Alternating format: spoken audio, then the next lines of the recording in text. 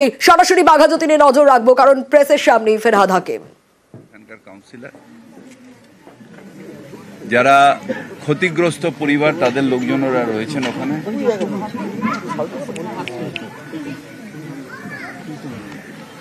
এটা একটা engineering fault হয়েছে। পৌরসভাকে না জানিয়ে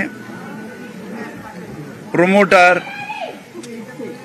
সে নিজে পাকামি করে বোধহয় হরিয়ানার থেকে কাউকে নিয়ে এসে কোনো স্ট্রাকচারাল ইঞ্জিনিয়ারের সাপোর্ট না নিয়ে বা তার ওপিনিয়ন না নিয়ে, কর্পোরেশনের পারমিশন না নিয়ে, বাড়িটা নাকি একটুখানি বেঁকে ছিল সেটাকে ঠিক করতে গেছে।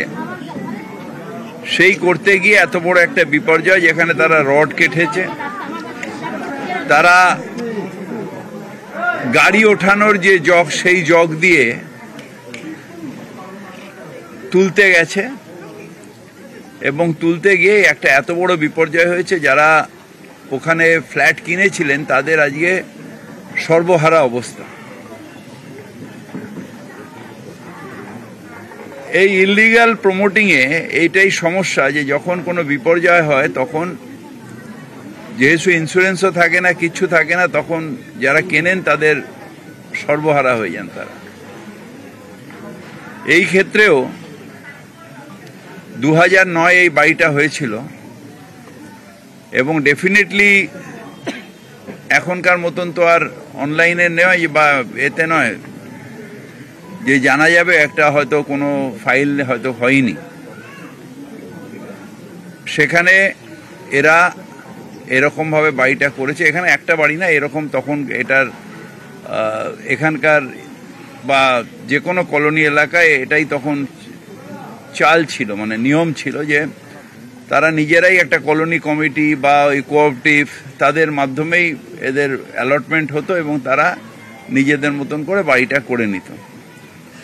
পরবর্তীকালে এখানে প্রমোটার কালচার এলো এবং তাতে অনেক মানুষ যারা সত্যি সত্যি বাসস্থানের দরকার তারা সেই প্রমোটারদের চক্করে পড়ে গিয়ে এইসব বাড়িগুলো কিনলেন।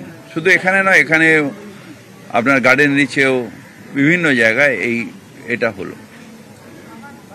এটা রিসেন্টলি আমরা আসার পরে আইনগুলোকে অনেক শিথিল করে, যেহেতু এইসব অঞ্চলে বিএলআরওর পারমিশন নাকি পাওয়া যেত না বছরের পর বছর, সেই বিএলআরও অফিসটাকেও কলকাতা কর্পোরেশনে নিয়ে এসে, ঠিকা জায়গাতেও এরকম ইললিগাল হতো, সেই ঠিকা অফিসটাকেও কলকাতা কর্পোরেশনে নিয়ে এসে আমরা চেষ্টা করেছি যাতে মানুষের হয়রানি না হয়, ইজিতে যাতে প্ল্যানগুলো পাওয়া যায়।